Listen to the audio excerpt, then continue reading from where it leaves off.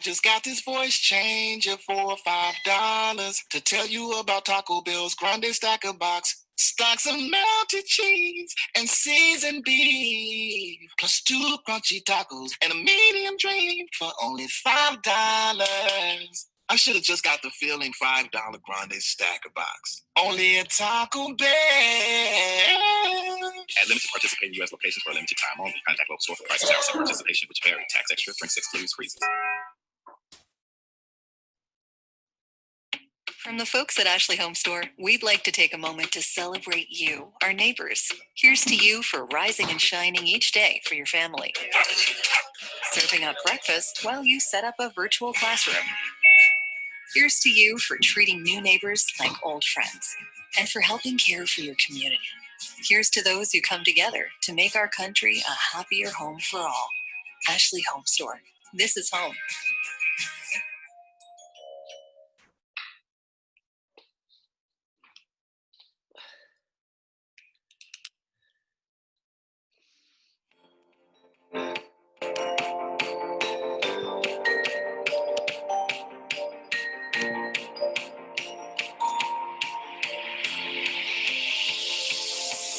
It's a beautiful night. We're looking for something dumb to do. Hey, baby, I think I want to marry you. Is it the look in your eyes, or is it this dancing juice? Who cares, baby? I think I want to marry you. Well, I know this little chapel on the bullet.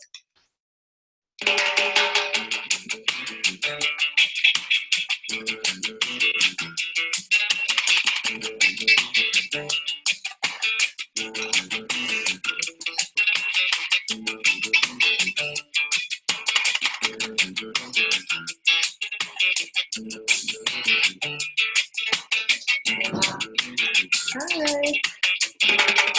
Why you going both? How you gotta get them outside. My show starts in 10 minutes.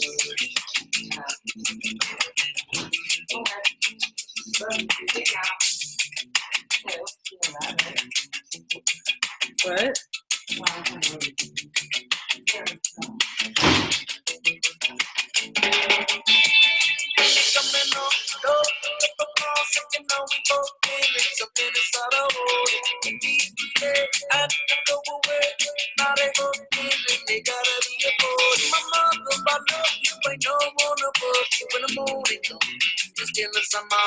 The reasons ain't wrong, gonna carry on, no, we got to be.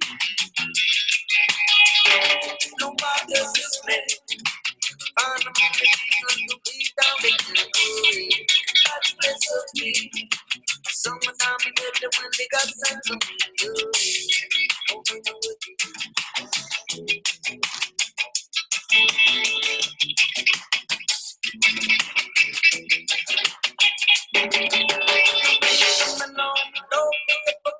You know they both feeling something so they hold it. They used to stay and they go away.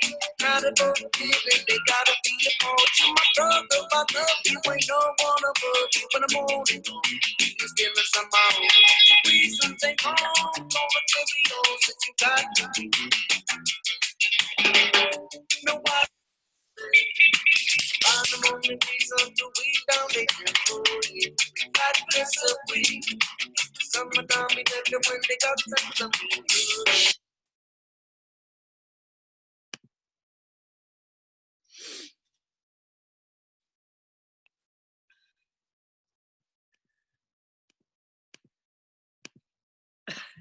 Hello. Hi. Good morning. All the beasts are here. Oh, nice. Yeah. Hiding. There's my kitty. Stuff sliding off my computer. It's Chaka.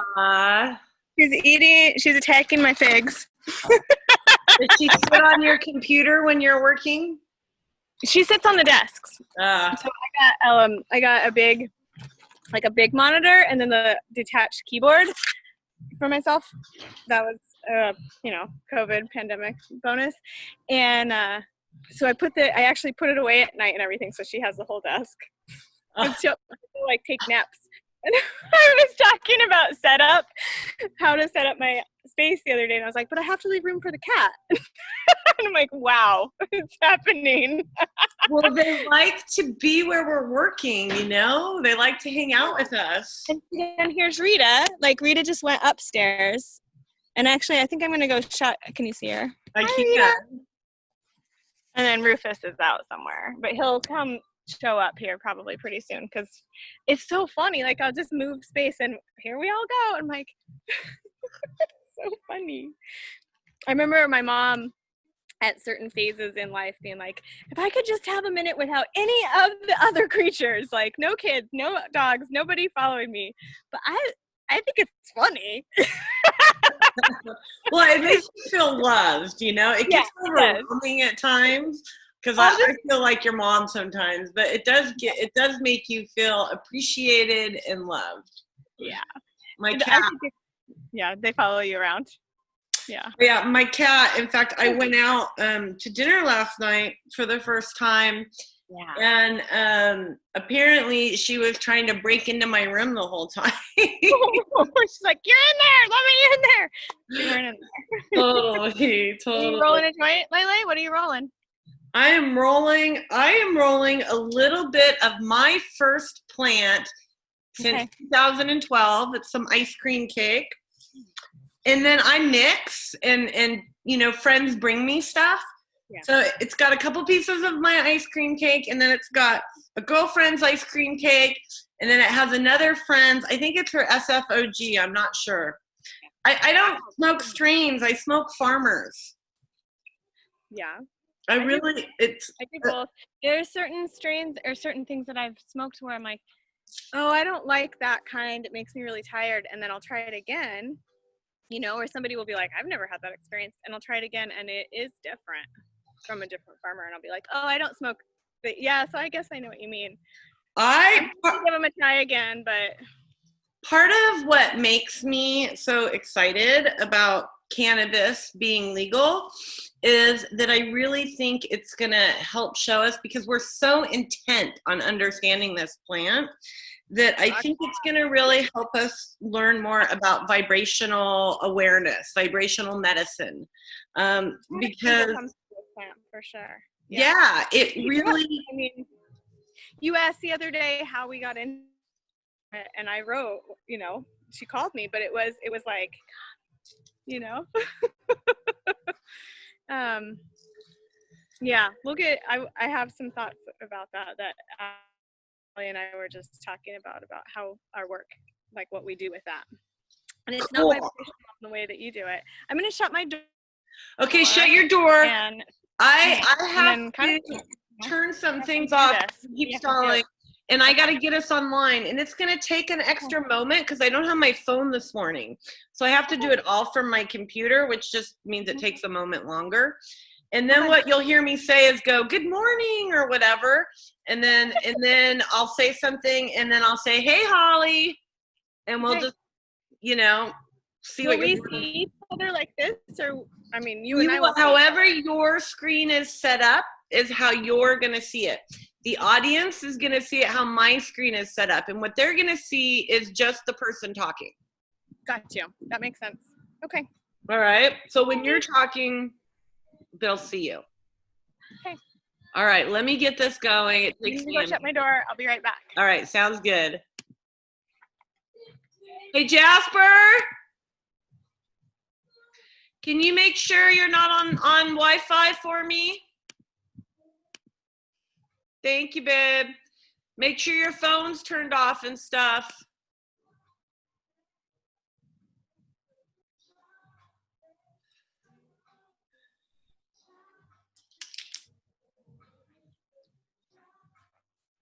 That's figs, girlfriend.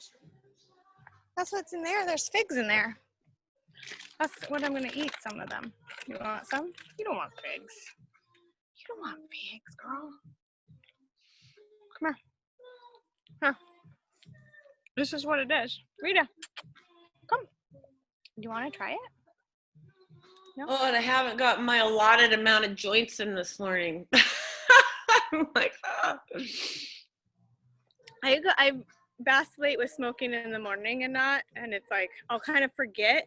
I'll get into my whole like, oh, I have to get up and be responsible and blah blah blah blah blah phase, and then something will just kind of break through, and I'll be like, oh yeah, get up and get high just a little bit. Yeah. That's where I smoke strains. That's where I really focus in on like, what is it that's going to get me into the mindset that I need to be in. I agree. That's exactly how I do it. Yeah. That's why I love that you blend it up. It's so crazy. That's like some crazy blend. I do. You know, it's what got me turned on to learning and understanding the terpenes better. I had a really big, what is he? I don't know, some super fancy scientist tell me that the way I rolled my joints was really, you know, because I believe in energy, and I talked to all these scientists about dialing in on understanding the vibrations. And he was saying, well, that's exactly how you're rolling your joints. And what will happen next is that people will start using terpenes that way. And that's how I've been formulating, is through vibrational, really through the terpenes, as I smell and I see how it makes my body feel. And then I go from, then that tells me what I want to put in it. Hold on here. Let's see. Let me get this tag. We're almost there. County. Give me the light back into me.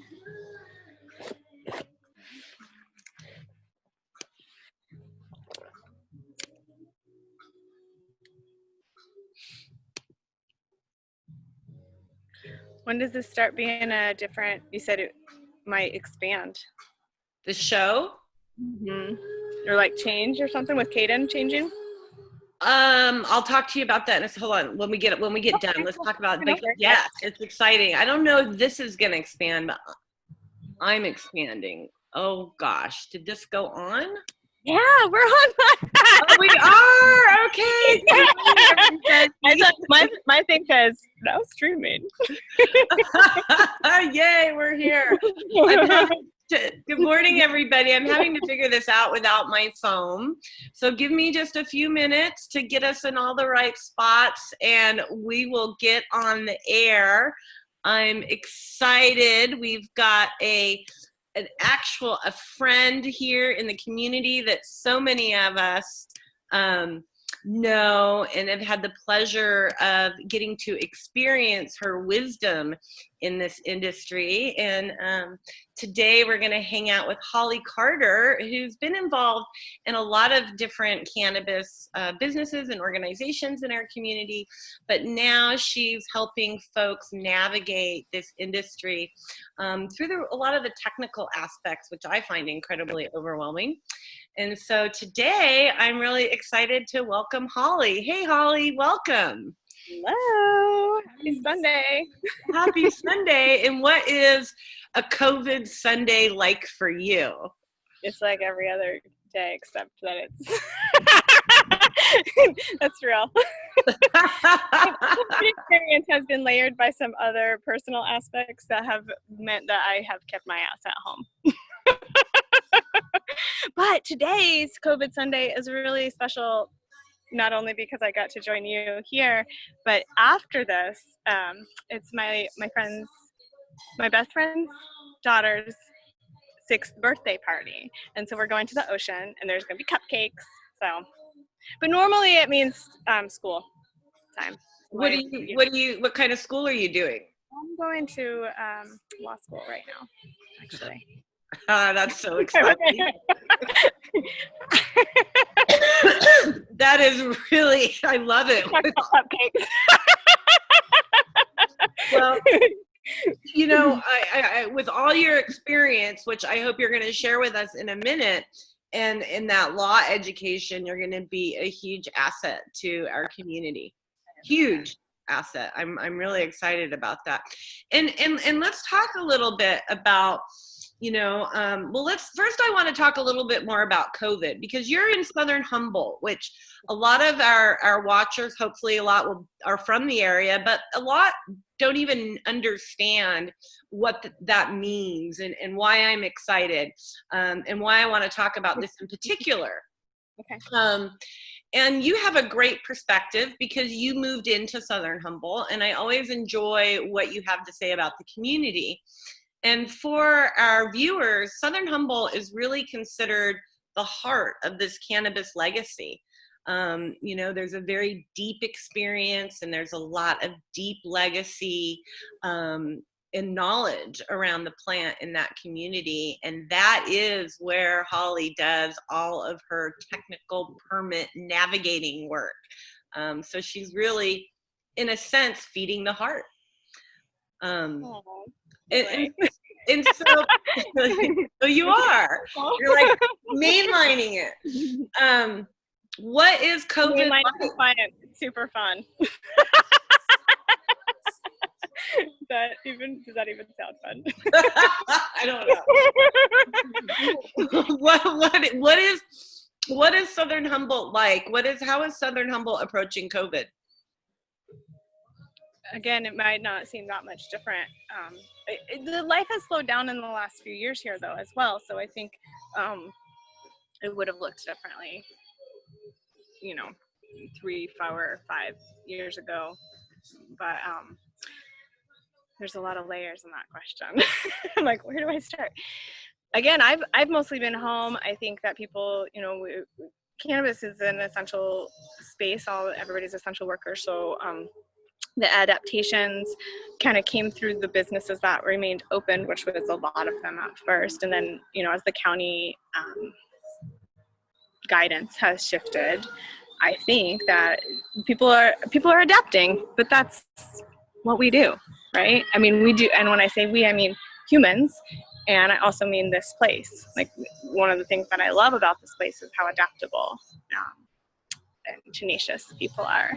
And those almost, the sturdiness and the flexibility at the same time. Yeah.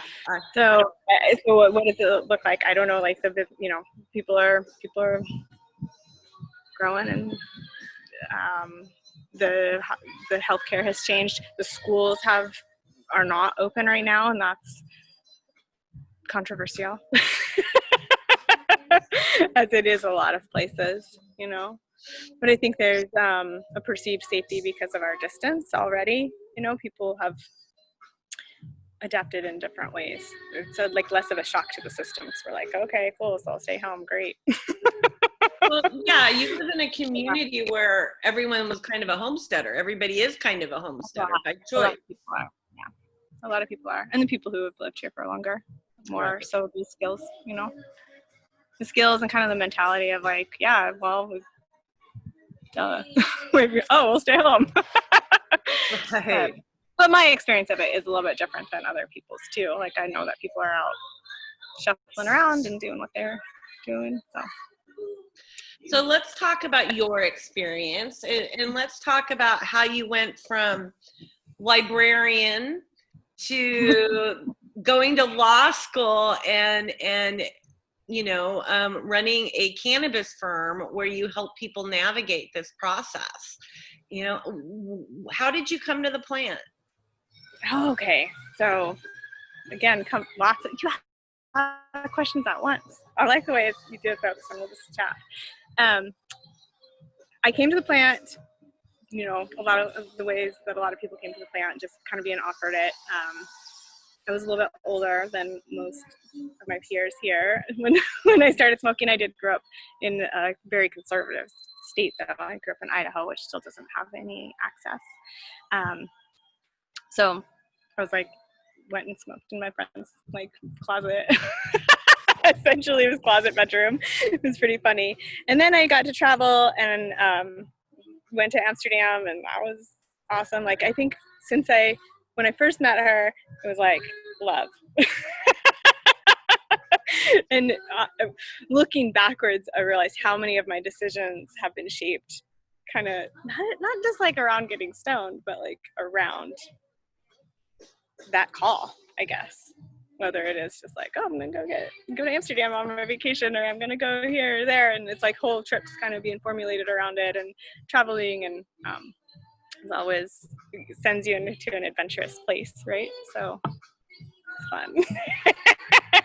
Some memory flashes going on.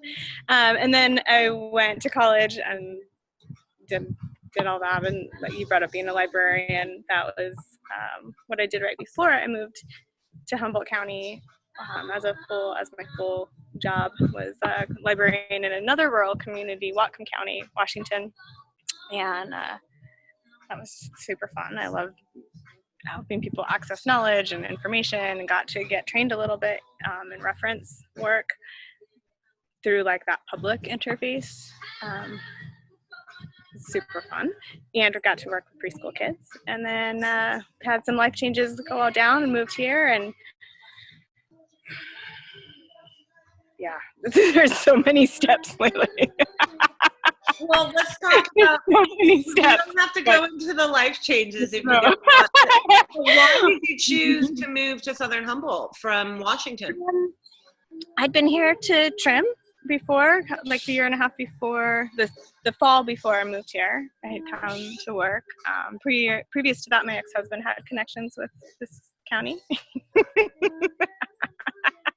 And we were looking for something different kind of in our space, you know, who we were and how we were growing together. And quite frankly, at that time, maybe not. And just kind of looked around our lives where we were living in Washington. And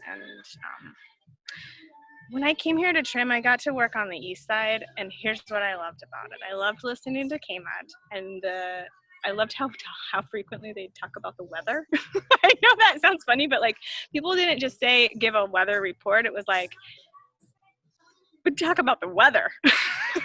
I don't know if that makes any sense. Example. It's not just 90. Like, what does that mean? How, you know, the nuances of it. Like, I could sit up on this hill and be like, there's so many just like little weather patterns, and it's touching people's lives. And something about that really impressed me. And I think it's just the connection to land base, you know, and that was a piece that I was craving, or maybe not drawn to. I was drawn to, for sure. And so, yeah, that. And then I just got to sit outside and trim and hang out, and I was like, this place is great. Because the experiences that we were having in Washington, it was a different type of thing. Washington was definitely like on the edge of the waves of legalization that happened there. We moved like kind of in a really funny time, actually. So I got here in 2009, and Washington wasn't quite legal, so we were kind of leaving that, coming here. But obviously that was also, you know, what is that, 11 years ago? And this community was shifting, and it was kind of a peak time in some ways of people moving here, and that feeling of people like coming to Green Rush. And I came to grow and to live here. And but I also knew that community was the piece that I was drawn to too, and I did pick that up based on the people that we worked for and the community that we were kind of just even going out onto the east side, you know, the way that community holds harvest, holds each other, holds plant, holds like their connection to the land. Just everything about it was impressing me, so I knew that community was an important here as well, connection to each other, and that drew me. So I want to, it's interesting because you keep making a reference that I think says a lot about culture. So you keep saying the east side, and that is such an urban reference to. What did I say? I'm sorry. The east side. Oh. And I'm a Southern Humboldt girl, right? I come from, it's so different than Southern Humboldt, how we built. The west side are so different. Right. I'm a west side now. I live on the west side. I'm like a downtown girl. I don't know what that means. So can you differentiate for our viewers, like what is the west side? What is the east side? Why does growing up on the west side mean that you listen to K-Hum, or, you know, like there's a lot of things that you referred to. Okay, thanks. I want to like draw. Let me pull up a map. Well, it's very cultural what you're describing. I'm talking through my experience of how I was introduced here as well. And so I didn't grow up here, and I think people, Well, I think that's valid. Just Holly, so you know. Okay. I'm not so questioning what you. 100 square mile school district that's designated by census as frontier, not rural. Frontier. And so, and I did grow up in a more like rural environment where it was larger tracts of land and distance and farming and cows and but not the kind of distance physically that people have here from each other because of their larger plots of land. So when I say east side, west side, I'm referring to the east side and the west side of the highway in the southern Humboldt area. East side and west side of town. So there's like the Redway side and the Garberville side and like up the hill and then out towards the ocean. Got it. Physically, and everybody went to, it's a 900 square mile school district. And so people did, there is a connection and a core there. Gosh, this question has come up before too. Scott Holmquist got me on this. Like, what do you mean the community? And like, I don't know, the community. Oh, that's a great question.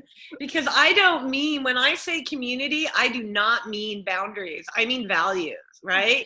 But when a lot of people say community, they mean boundaries. Well, there's an overlap there. And that question came up. There was a kind of sub-project to a sub-project to a sub-project that I got to be involved in the last few years around, there's a proposal in Humboldt County right now to make what do we call it? Community service, is it called? Not a community services district. Sorry, I forgot the name. McKinleyville has one where. A water district? No, I'll be back with that. It's not, the name doesn't matter. The name doesn't matter. The concept is basically that it's it's a quasi-governmental agency. And so in that conversation, it's like an advisory board to the board of supervisors that would concentrate on our area. And the reason, like McKinleyville has them. This is and, community services. Yeah. Like that, but it's like a little board. And so we came up with this idea that is what maybe will support Southern Humboldt and having more representation at the Board of Supervisors, and which also has representation at the state. So it's like, voice. We needed more voice. One representative for this whole friggin' vast. And that conversation about what is community and what is our community came up a lot because it's geographical and mental. And there's like layers of both there. So had a lot of conversations about thought siloing and how we're all tied together and have that distance. And it's like, but you pull on a thread of one person and it like, we're all connected. Yeah. Willow Creek has that. Willow Creek could use one of these. It does have one actually, I believe. Oh, does it? Yeah. Oh, maybe it does. Okay. I know that McKinleyville has one. Yeah. And so it's like they don't, all their conversations and whatnot aren't binding to, but their input is thought for concern, things concerning the area. Right, and you have a board to go lobby if you want change, and the concept is that you have diverse people from that community coming together with their different opinions to make decisions, right? Exactly. Yeah, and it's like can be represented, and it was really fun. It was a really fun project to think about. How do we choose representation? Is it based on involvement? Is it based on geography? Is it based on, and kind of like, okay, if we base it on involvement, what are the categories of being a part of a community and our communities? That was fun. That came out of the values conference. So that is a big topic for me right now around our choices. Like I just wrote a post this morning because I went out to dinner last night, and I have friends that have been trying to get me out to dinner for a while through this, and I've just been like, no fucking way, man. Kind of couples, it's been pretty rare. Yeah, but now that we've evolved a little bit more and I'm watching where do the numbers come from, how are people being impacted, and I'm like, okay, if we go outside, if I know, like where do you want to go? And I just more and more this is really taking us back to a place of trust and values, right? And like you mentioned, the values conference, and we have somewhere in this world, our brains got wired to think that it was about being liked and popularity. not about like values. Like when we vote and we choose our leaders, you know, we now talk about who we vote with. When I grew up with the culture of you didn't talk about who you were voting for because you didn't want to be influenced. You know, it wasn't about being secretive. It was about having your own opinion. But isn't part of democracy, the intent of democracy, to be influenced, to hear the exchange of ideas? But that's different. So exchanging ideas, in my opinion, exchanging ideas is saying this is what I think and this is what I've experienced. Saying you have to do this because that's what I experienced, now that's a different conversation to me. But having the conversation and going, hey, this is what I feel and I experience, I don't have to say who I'm going to vote for, but I can say what my personal values and my experience is without telling you what yours is. That's where we're falling short. That's on point. So how did we lose? How did that happen? What happened? Because I agree with you. Oh, I have a very strong opinion on that too, of course. So I might really anger a lot of people. You know, I think there was a point in time in humanity where we were taught that we had to be told and not that we knew. Yeah, there was a point. That is real. There was a point in humanity, well, and in certain cultural lineages more so than others. Right, and that concept got used and is used very widely, obviously, today. And it's a tool that now is a weapon against connection in humanity.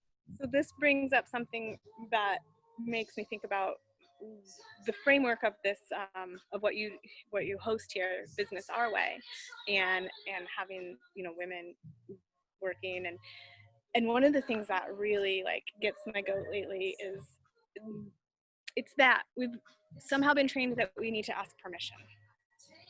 And well, right? And it's a lot. We don't have to ask permission too when we're in touch with our own cores. If we know what our values are and what we're doing in this world, we don't have to ask permission. There's no one to ask permission of except our like connection to our own source, right? And again, here, like that brings that back to like the connection to this land, and all the like we are made of dirt. Yeah, we are.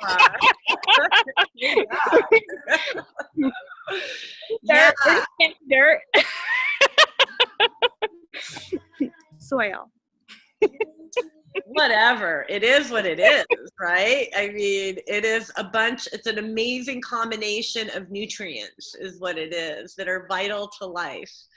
Yeah, you know, that's one of the things that you're right, that this is about, is that I found in my experience that when I decided that I needed to learn about business, that I was not getting what I wanted out of it.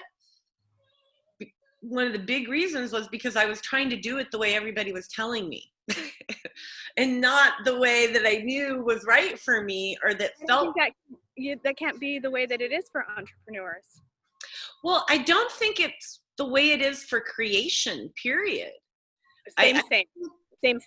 Right. I think it's why we're at this place in the world of fear and frustration and violence and all that stuff, is because it is that outside, everything's coming from outside, and it's no longer, we forgot to believe in ourselves.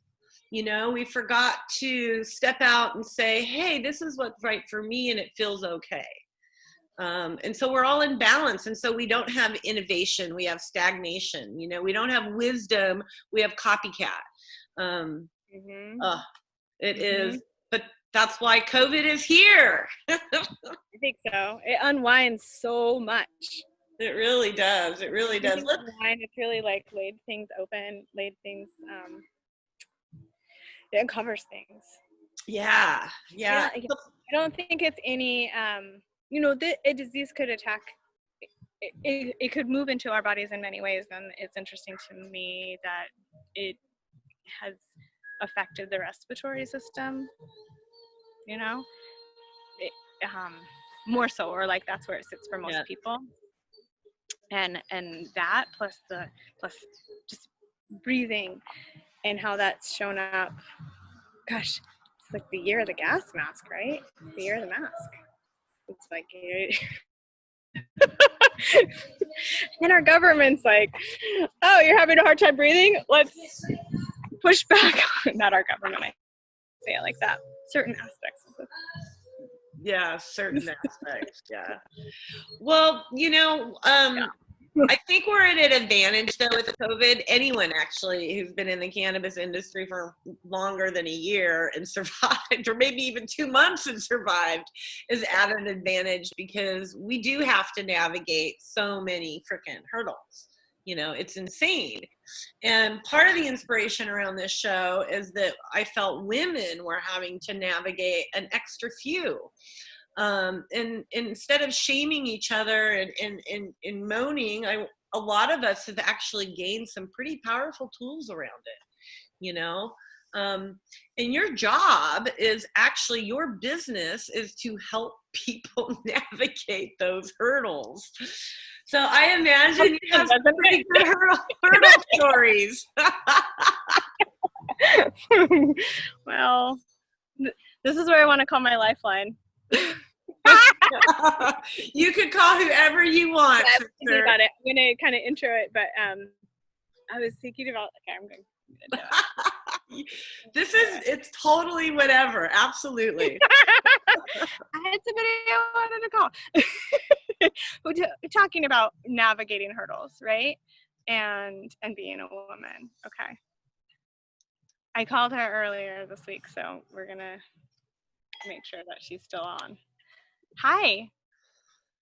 Nancy, do you want to answer a question for us?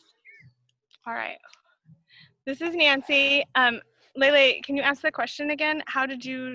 What kind of hurdles have you had to navigate as a woman? Hi, Nancy. This is Lele. Thanks for being Holly's lifeline. No problem. She's been mine for a long time. So we were talking about all the COVID stuff, and I segued into, I think a lot of us in the cannabis industry are at a great advantage around COVID, because whether you've survived for 2 months or 20 years, you know how to navigate some hurdles. And I was like, so I'm sure you guys are expert hurdle jumpers. You got some good stories to share. And she said, I got to call Nancy.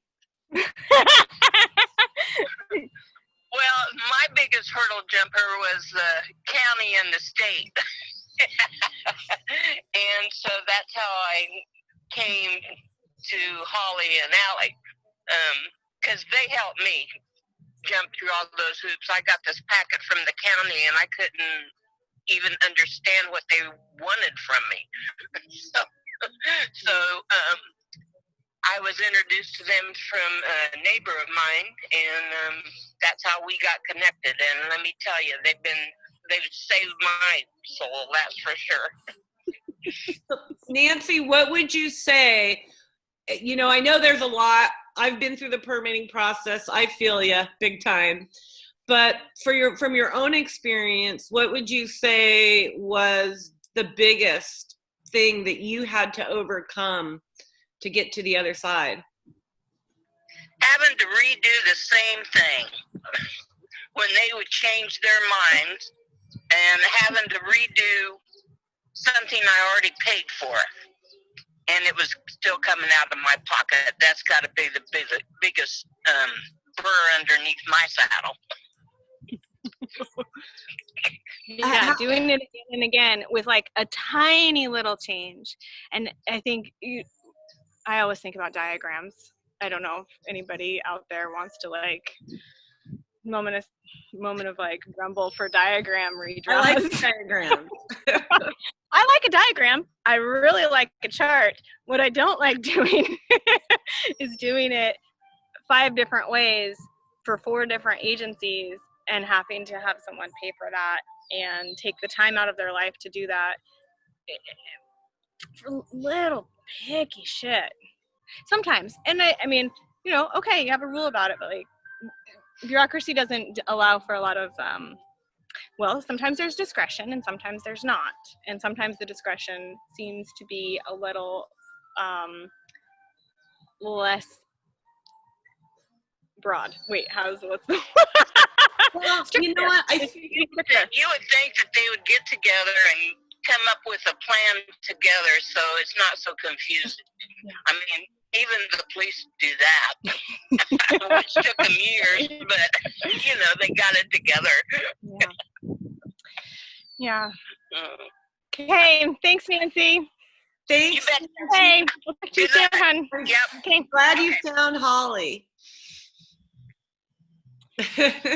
Nancy's taking her herb down today, getting it ready.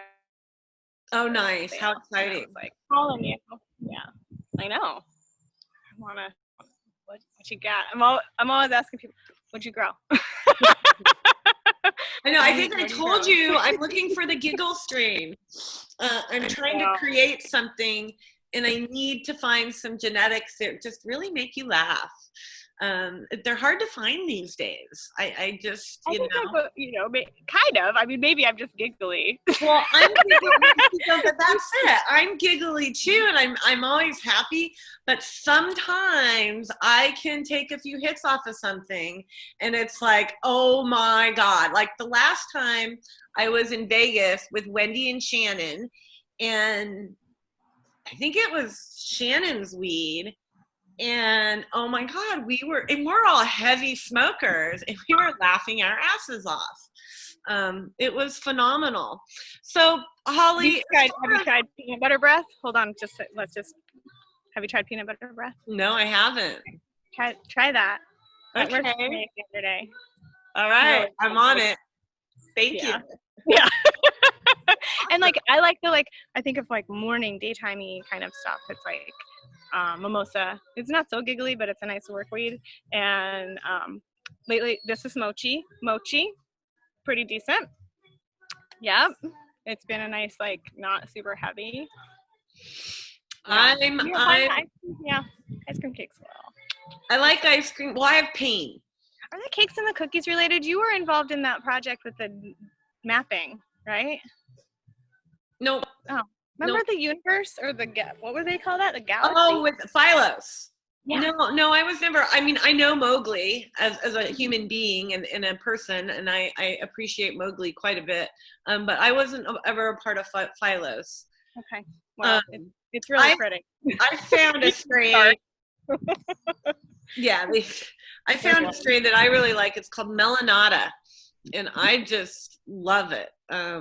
Nice name. It is. Oh, and it tastes so good. It's just it's a nice feeling and everything. I'm enjoying that too, as well as the ice cream. There's something coming out this year, a Savage smoothie that's going to be really good. It's really good. But I don't know if it's as giggly as last time I smoked it, I ate all the potatoes. No, I don't need that.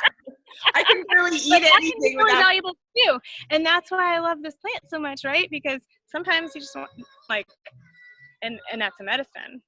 That's why it's a medicine, but it's all of them. Well, I love what we were talking about earlier around the vibrational aspect, and I think I was telling you how I like to smoke the growers, I like to smoke the farm, not the genetics necessarily.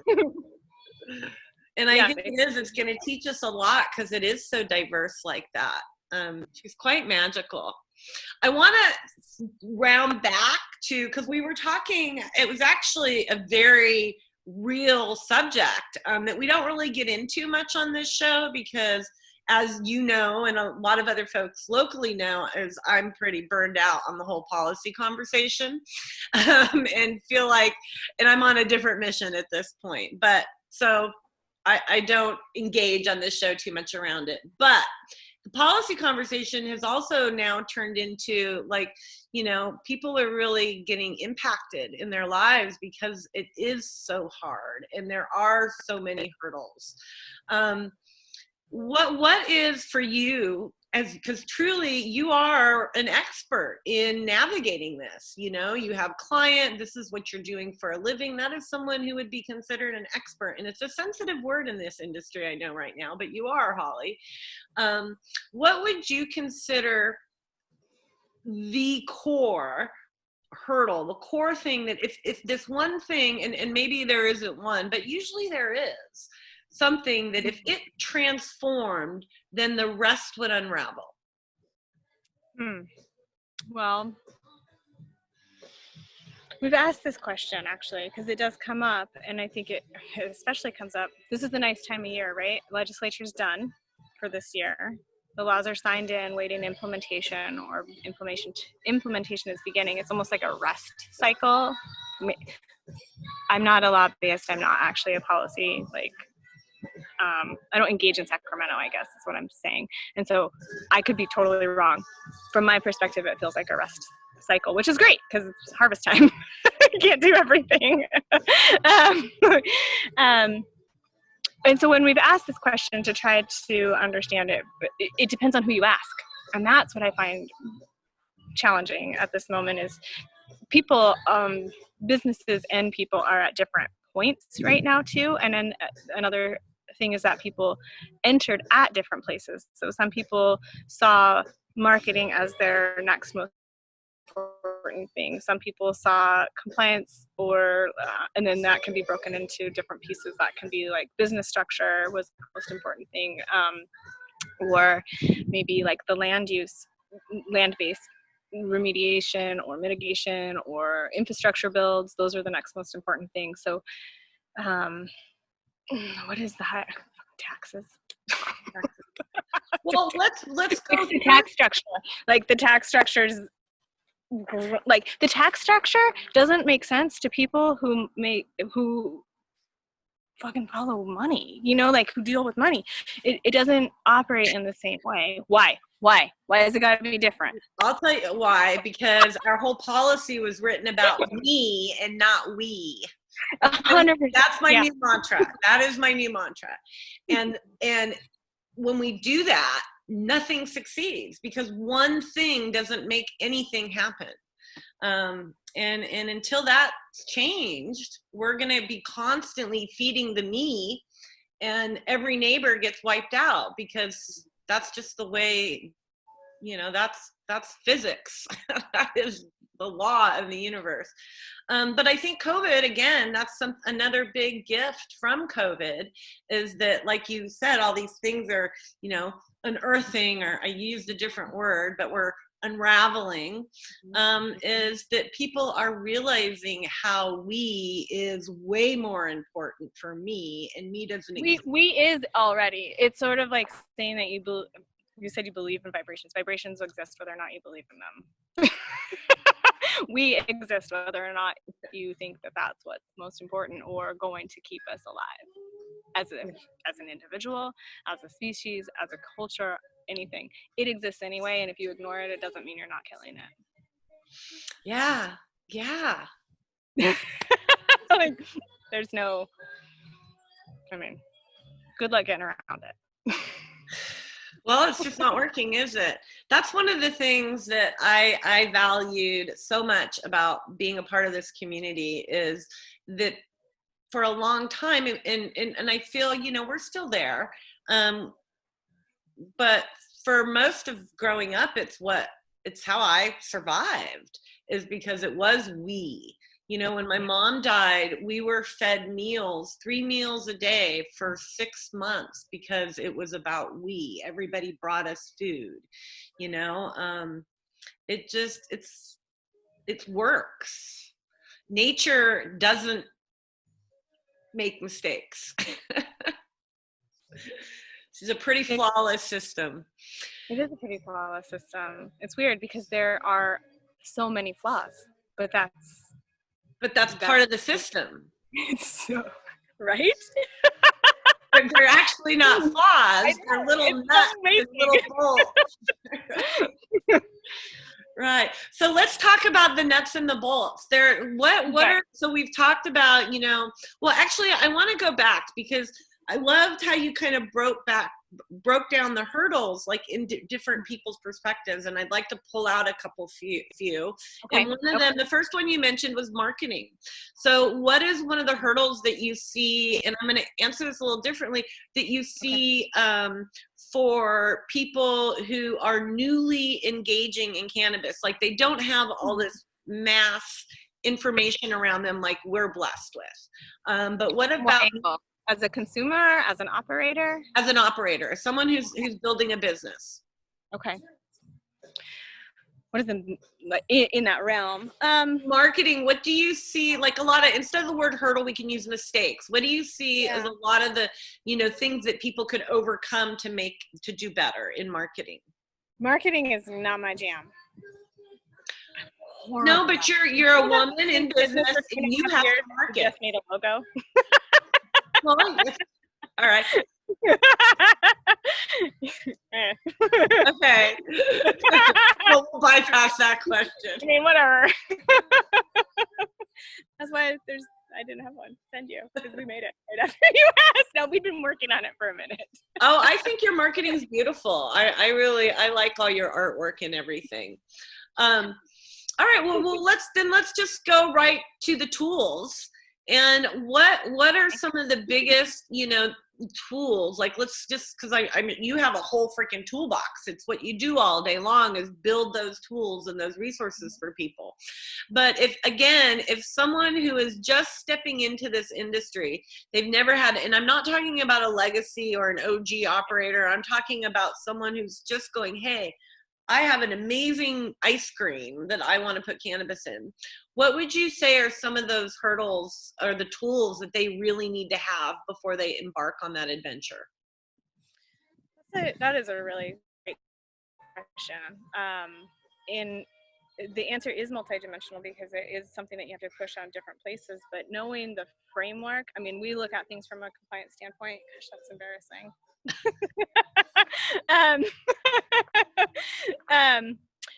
And so that is the lens that I see through, and I think you can go out and develop that ice cream. Can you put that ice cream on the market? And so you have to be doing market research to find out if it's, actually a need where you're asking about the marketing, like how do we put this in front of a consumer? But we also need to find out whether or not anybody is going to put it on their shelves. You can't make an ice cream. Short answer, you can't make an ice cream. And then it's like, but you think that you can make an ice cream and you can put it out on the market, and then you find out, gosh, it is really how we approach the work. I start with no. See how I just was like, you can't do it. And then I work backwards from that and like, well, why did you say no? And I was like, and I'll do that in my own thought process. Now I'm a little bit more slowed down. I'm learning to slow it down. And to say, well, here are the reasons that I see no, and then here are some reasons that might help you get around that no or through that no or make that no into a maybe. And so you got to understand the framework, and the framework is regulatory, and California is bananas. I got to work with Miss Nevedal for quite some time. She's a mentor of mine. And we looked at regulatory frameworks in different states, but Jesus, ours is freaking long. There's so many words on pieces of paper telling you what you can and can't do, and predominantly telling you what you can do, right? And so it's like this authoritative, like we're talking about getting permission. Like if it doesn't say you can do it, and then sometimes if it doesn't say you can't do it, where's the gap in there? And so, gosh, it just takes a lot to think about whether or not it's a marketable product. We're still in a paradigm where the answer is no, more than yes. And that's kind of crazy. Is that true in other aspects of developing? And if I wanted to make a cracker, would I assume that I can't take that cracker to market and then have to work backwards from a no, or would I assume that I can make crackers and start selling them? And so for new people, I think, or new operators who haven't had that experience of no so much, understanding legal framework could be a really important aspect to your development, because if you assume that it's yes and the government assumes that it's no, how are you going to get to the middle? Absolutely. That was a weird answer. No, it actually was a great answer. And I really appreciated what you said about saying no first, because I'm the same way. I don't have time. I don't have time to kiss ass and fluff anymore. I just want to get to the problem and figure out how to solve it and move on. And then you can go have fun on your free time, right? You can have free time. I don't want to be chasing problems. Right. Yeah. You want to solve them. Proactively, ideally. I mean, we were talking about this earlier, Allie and I asked her how far can she see, and how far does she see typically. I want to ask you that too, Lele.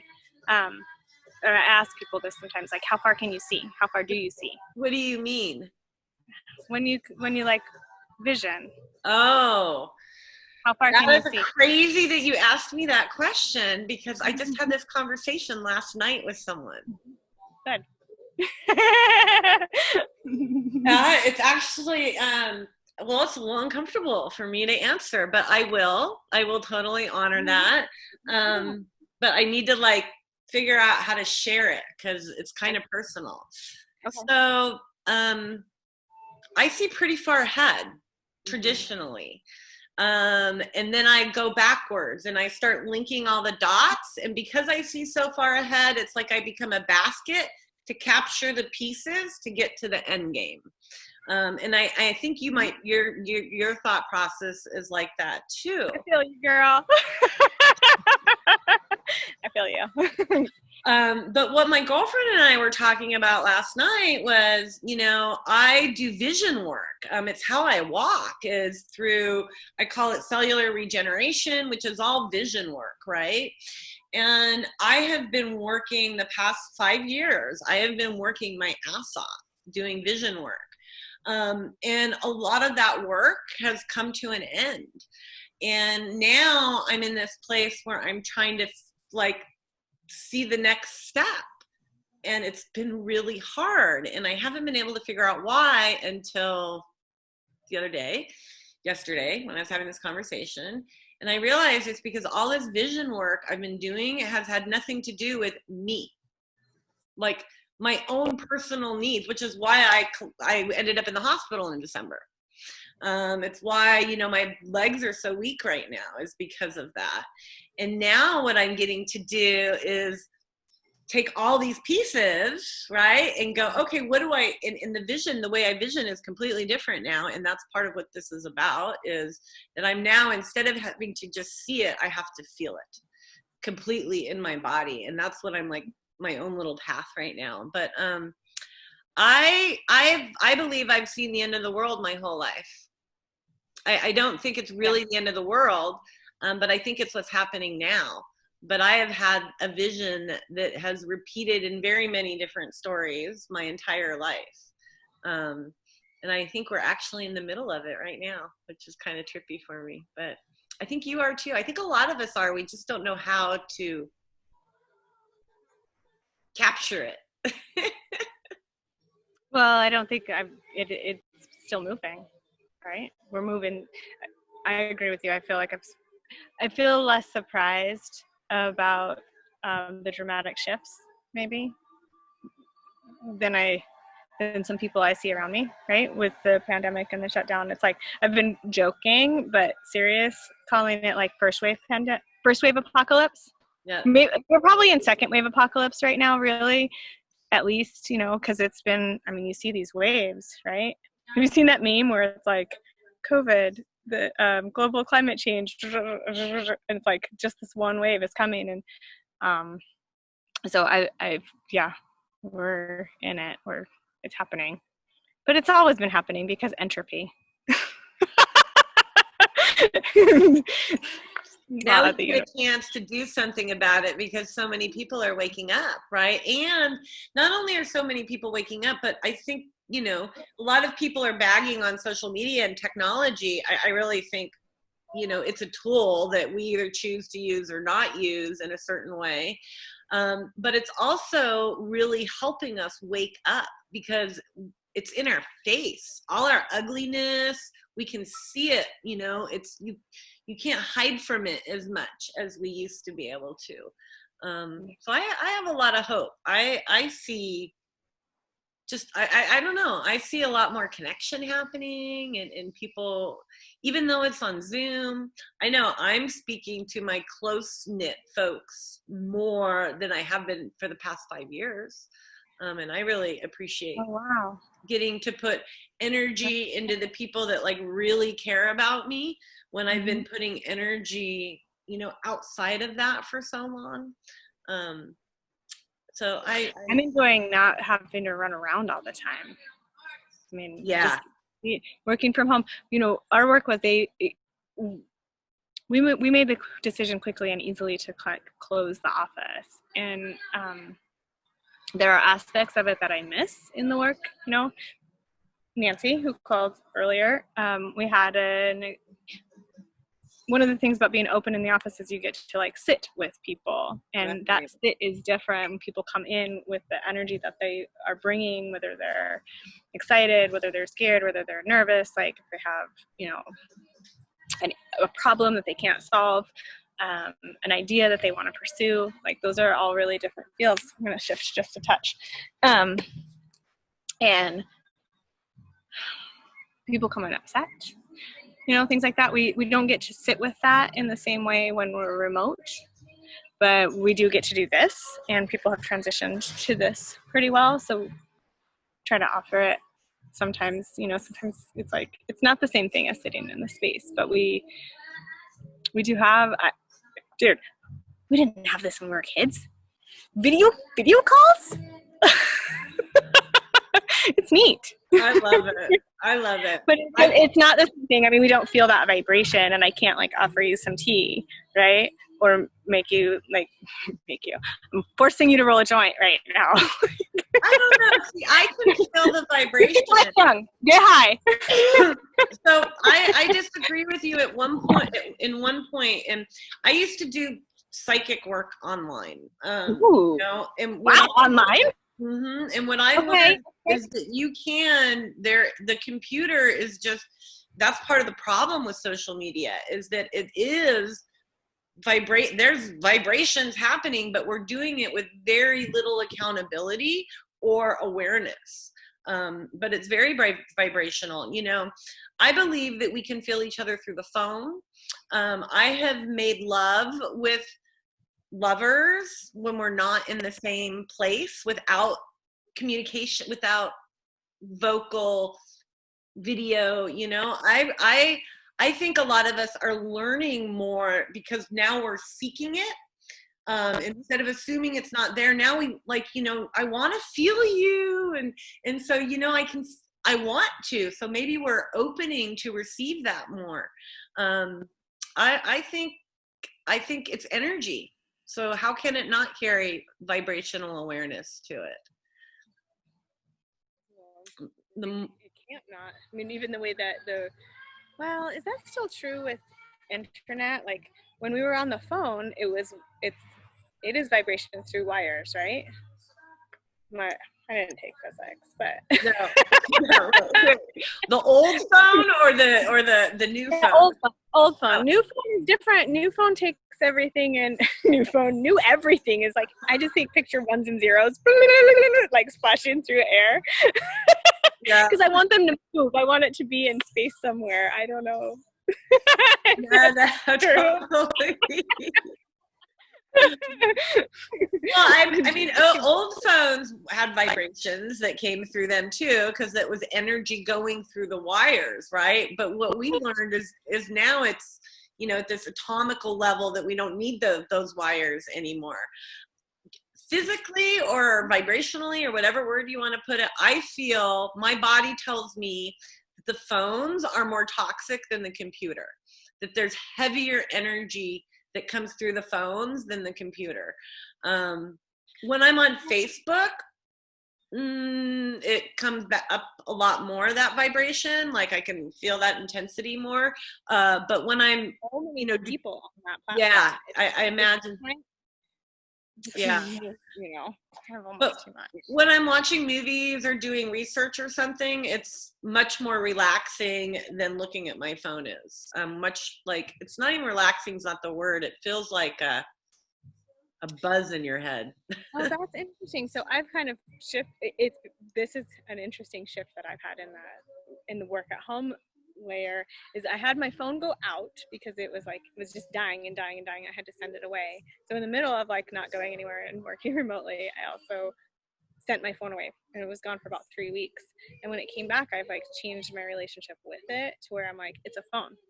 I took off all the work apps because I have a computer in my house. If I want to do a computer thing, go do the computer thing. Like, and so the phone is more like a phone now, and Instagram. Oh, that's a great idea. Yeah. Yeah. You know what, I'm gonna go. I took Facebook off of the phone because if I want, I can't even be tempted with it. Yeah. That way, like it's not like the app and I can stop myself from going there. If I have ice cream in the fridge, I'm eating it, right? If the Facebook app is on my phone, I'm clicking it. So I just no. And then I forgot my password, so I can't log in. So it's great. All right, I want to get a little more information out of you before we lose. Oh, you gotta go. Okay, you got 6 minutes. Well, we can go over. It's our time, woman. This is our way. Well, I want to talk about, women who come more from my background or, our community's background who have been in this industry for a really long time. And I would imagine that you speak to many of them and not just women, but folks in general. What is a tool, that core tool that you're like, look, okay, if you're going to transition, this is the first step you need to make.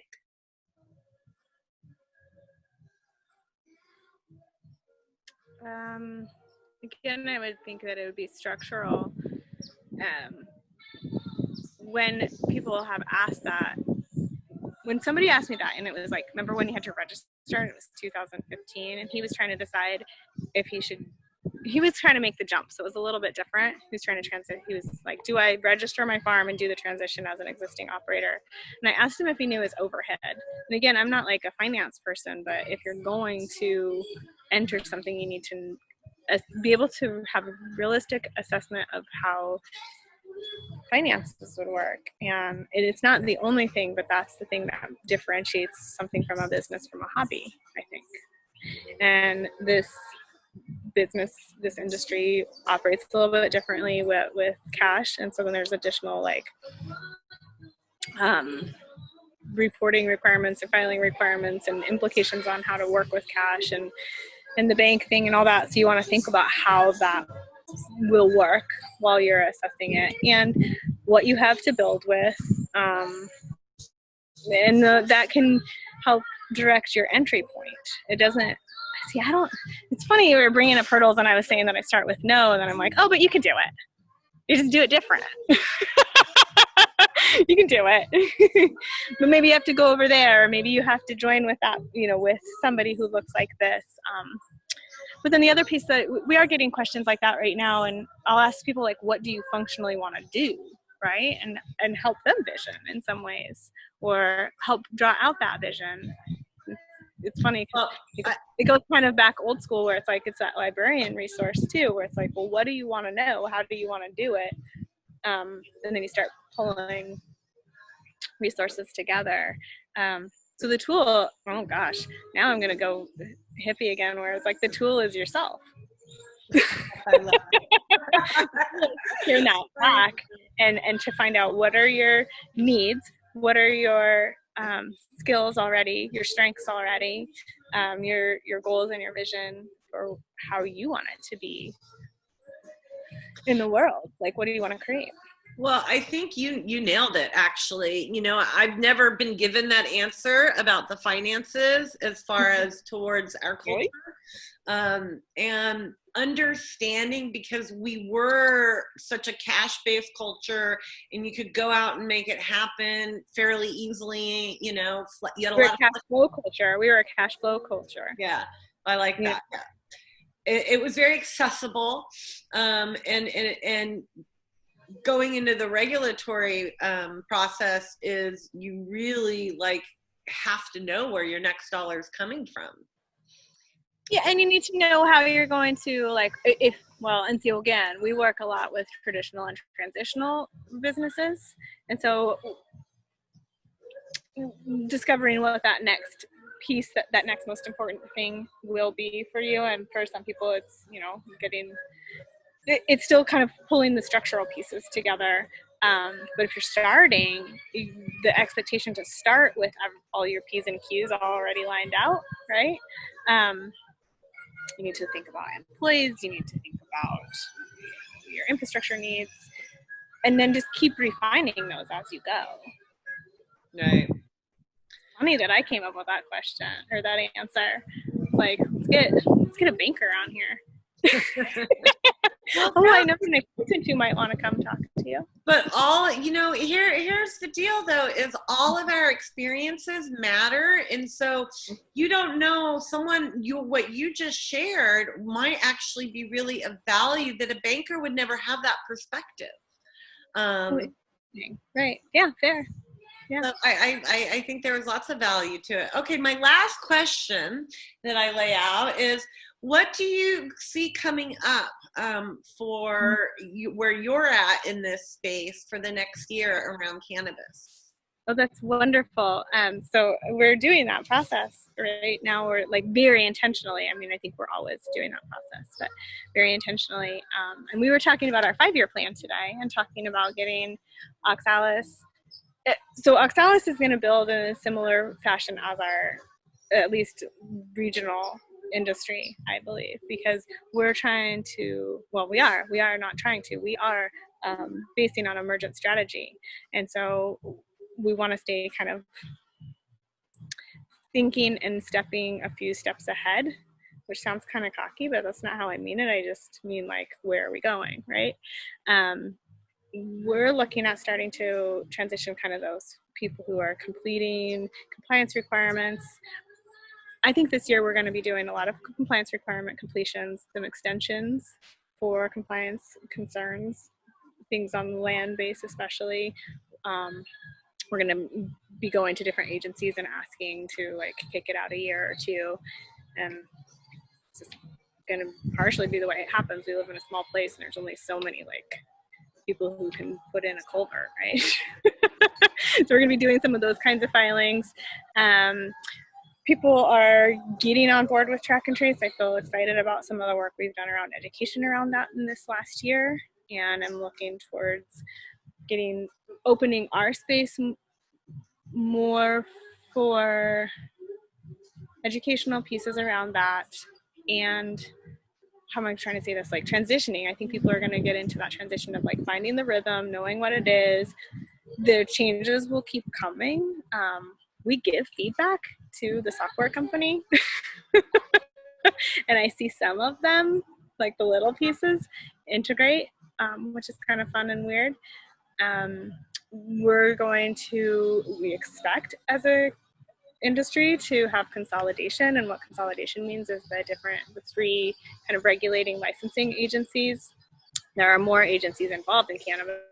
The 3 licensing agencies get rehoused into one. We expected that this year. That didn't happen. Sorry, we had a global pandemic, so things might shift there. Like this year might actually be a wave for cannabis. Things go in the way that they think.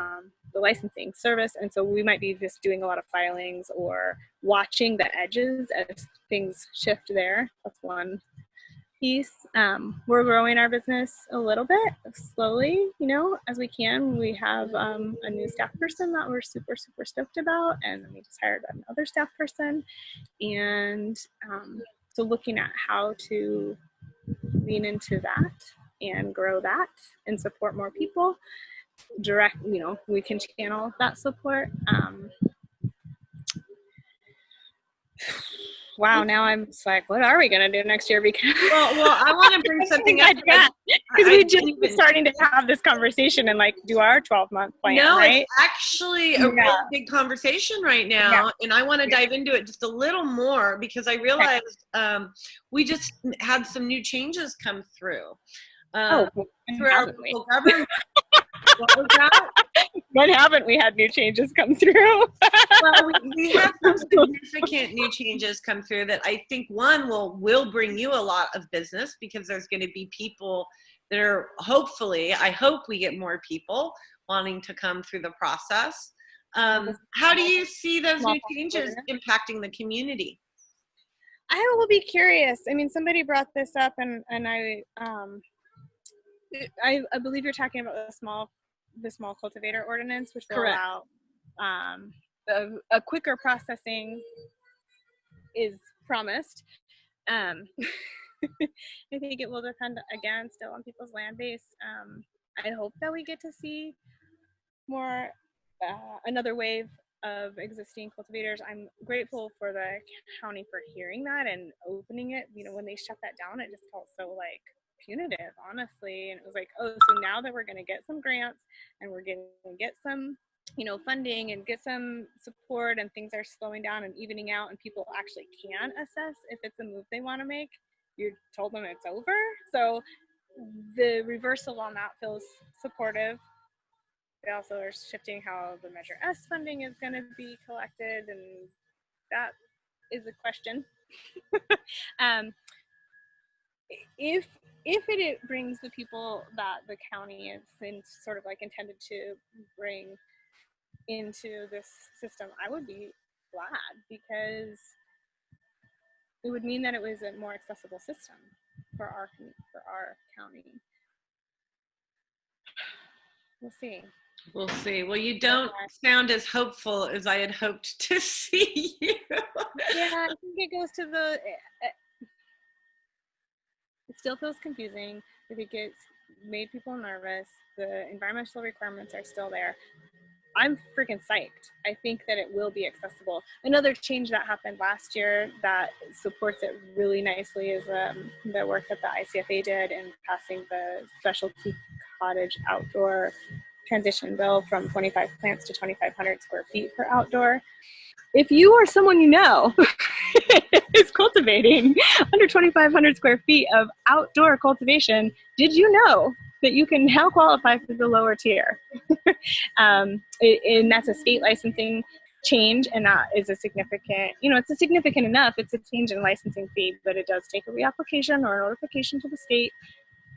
That's work that those are kinds of things that our business, Allie and I, have decided, and Ash, who's our third partner, have decided to support for people. So we actually have a pay it forward fund that covers sort of our costs for supporting people in those kinds of changes. FYI, we also that's amazing. Put funds into that. So if you or someone you know qualifies for that, right? And so yeah.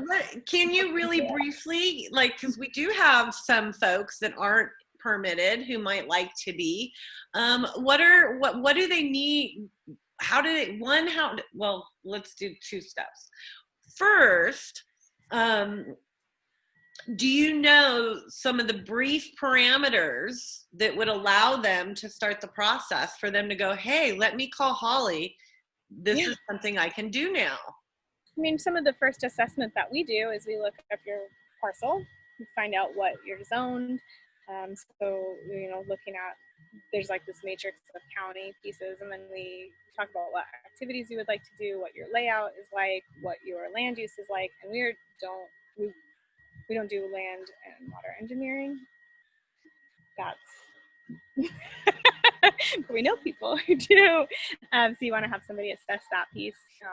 When I said the licensing agencies, so we have the licensing agencies, we have the county, we have the CDFW, we have the State Water Board, and we kind of sit down and look across those pieces. So you'd want to maybe take some measurements of where cultivation has existed, basically at any time in the past on your land. So you'd want to maybe map that out, and the Humboldt County GIS is online, and you can go look at your own parcel. You can print it out, you can take it and walk around and draw on it on a screenshot of your property, and that is some preliminary work that can really help assess how that would move forward, how you would formulate that.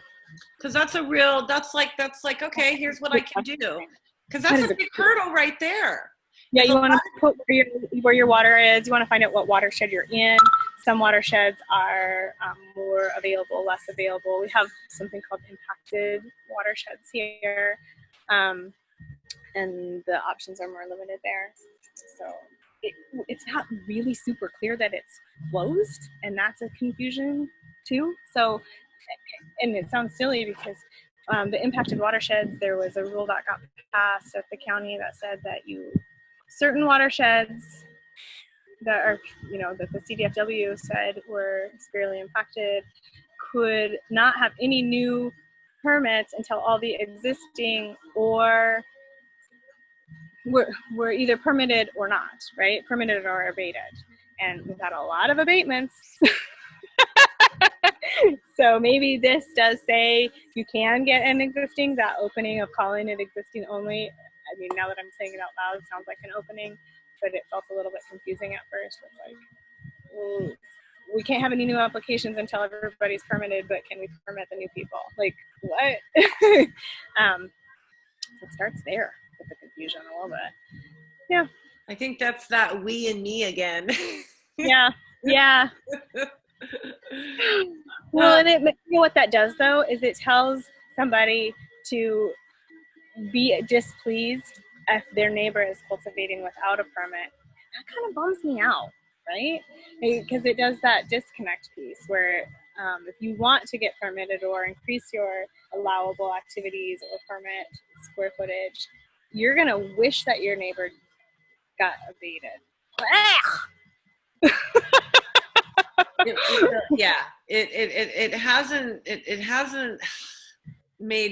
It hasn't helped our social issues in our community. No, it hasn't. But I don't see that really happening yet. I mean, I don't know a lot of people, or maybe they just don't tell me because I made that noise talking about being, wishing ill on your neighbor. Made that noise. I don't really hear it that much that people are actually upset at their neighbor. I've only heard law enforcement say that folks were. He publicly stated that, but I haven't personally heard of any situations like that either. So who knows? Who knows? So basically, if you are mad about your neighbor, don't call Lele and I. Don't call us. Well, we'll help you. We'll help you talk to your neighbors and work it out. Yeah, sure. Yeah, for sure we will. I will sit down with you and find the common. Maybe you guys could create a partnership of some sort. Maybe you guys could become invested in each other's success. That would be ideal. So that is how I think these things need to be approached. Guess what? Newsflash, you already are. Yeah, exactly. We already did that. My friend is calling because we have to go get cupcakes in a few minutes. Okay, well, I know. My son wants to go surfing, and it's 111. I have been seeing angel numbers just like crazy, and it's just right now it's 111. So perfect timing.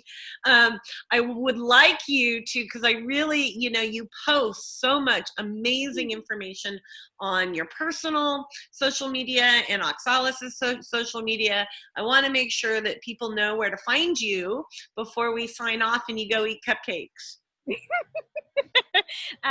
have an Instagram account, Oxalis. I think it might have a dot. Oxalis, California. Oxalis, it does. It does. Okay. And if you search Oxalis, you're gonna have a fun time looking at really beautiful plants, and then you're gonna know where we got our name. So. And kind of learn a little bit about it. And we have a Facebook page, and then a lot of times I share out from there, kind of depending. I share out to the Mendocana Action page or to the Humboldt Grace page from there. And then don't you moderate a page? We have a website, and our website's getting spiffied up, and it's going to have more resources, some of our materials available, templates, guidance documents, direction sheets. Kind of breaking pieces apart. Some of that will be available through the website. And you should be able to link into it on her Facebook page, which has the website and everything from our posts too, from this show. So go above, everybody. It's up high. Thank you. I don't know, so sorry. What was that? On my personal page, I don't always. I just kind of it's my personal page. So if don't be offended. I can't even. Yeah, don't. You can't even go through all those people. Yeah, it's a bit. Facebook has become quite interesting. I'm grateful for it, but I'm also grateful that I know how to manage myself with it. I'm learning. I'm still crazy. Oh, thank you, Holly. Thank you. Thank you for joining us and sharing yourself with us on this Sunday. Thank you for asking me. It was a great honor to be invited to something that has had conversations with so many amazing women in this work. And it felt like it truly felt like I got giggly, as you know. Good. Well, that's what this is about, is you being you, because we are intense women and we're in intense situations and we have to go out there and make this shit happen, and we don't always have time to giggle. And what I really wanted was to show that we were smart, we were strong, yet we love to giggle and get high and enjoy each other's company at the same time. We're human. You know, we're all so different, yet we're still all human and care and get hurt. And the more we share our truth, the more we can authentically connect, you know? So thanks for doing that today. Thank you. Bless you. you. Have fun. Have a beautiful day. Happy harvest, everybody. You too. Thank you for joining us, everybody. And we have another NorCal lady, Tara, coming on next Sunday, and I look forward to seeing you then. Take good care of yourself. Be safe. Bye. All right, we are